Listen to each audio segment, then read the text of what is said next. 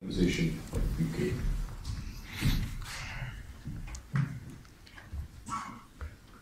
Ladies and gentlemen, it is a great honor to speak at this conference today. I would like to express many thanks to the organizers for this timely conference. I do not exist. That is what Burmese government says.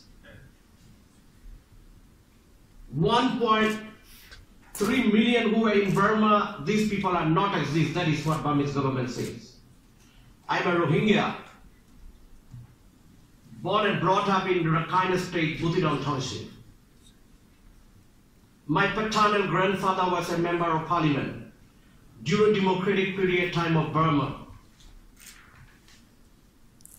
My mother and my father, together with our brothers and sisters, they were fled in 1978 Khin Dragon operation.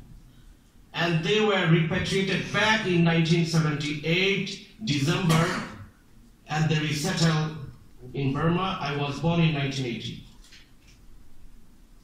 Even though my grandfather was a member of parliament, my father served in government service, I was not recognized as a citizen of Burma. When I was in Burma,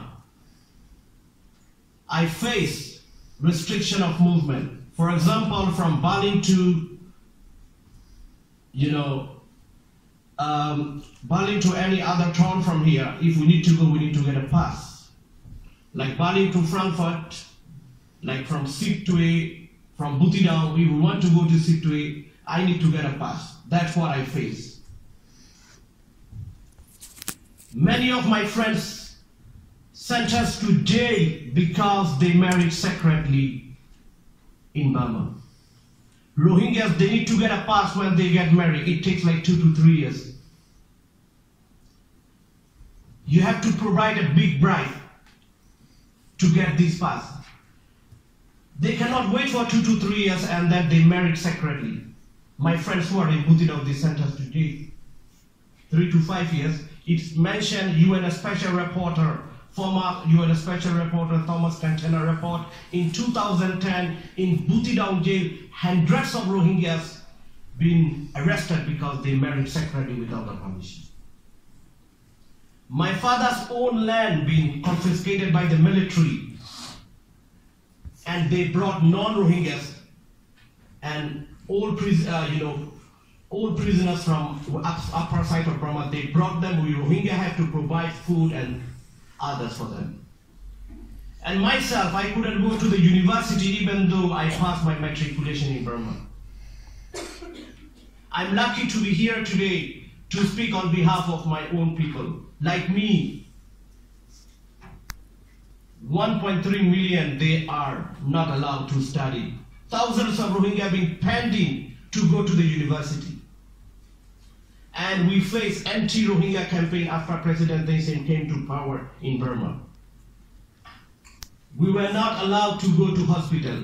My grandmother, she couldn't go to the hospital and she was died in Butidong.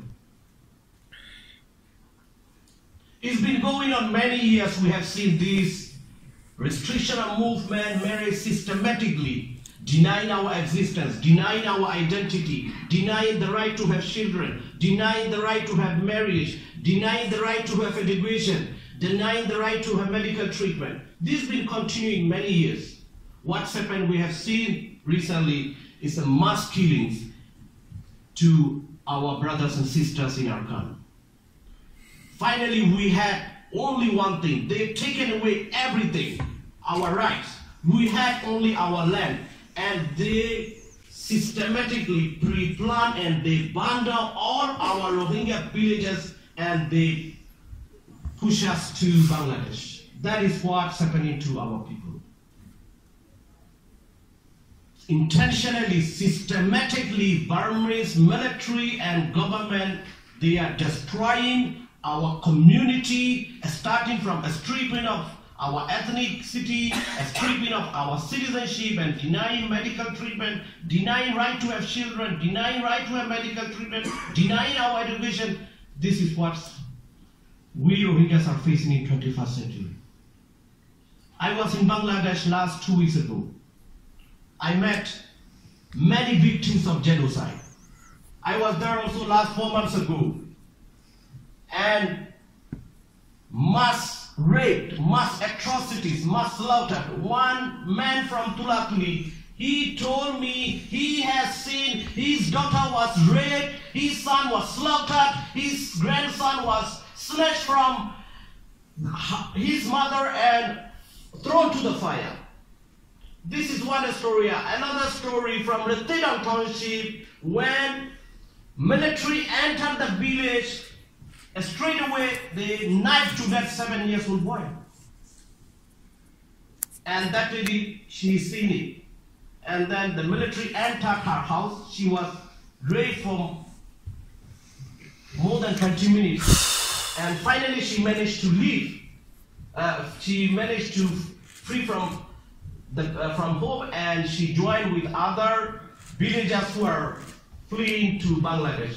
And that is how she arrived to Bangladesh. And it's been 6 months we've been hearing what's happened, mass killing, mass slaughter. And even last 2 weeks ago when I was in Bangladesh, new victims of genocide, they told me the forced starvation, denying access to right food, denying access for fishing. It's been continuously going on. So it is time, international community, we urge to stop this genocide. Whenever genocide happens, they say never again. And it's very disgusting. People are talking about repatriation, where as myself, I have met victims of genocide recently who are fleeing, crossing the border. And they're talking about repatriation. There is repatriation. Of course, Rohingya victims, they told me they want to return their homeland. That's why we urge US, UK, EU, Canada, Sweden, and Turkey, and other international bodies. We want protected return to our protected homeland in Myanmar. So I would like to request all of my friends here, please do your best to stop this genocide, and we want to return to protected homeland in Burma. We are a part of society. We've been contributed for our country. We are not demanding for any separate state. We want to be a part of Burma. We want to live with peace, dignity, and security in Burma, protected homeland in Myanmar. Thank you so much.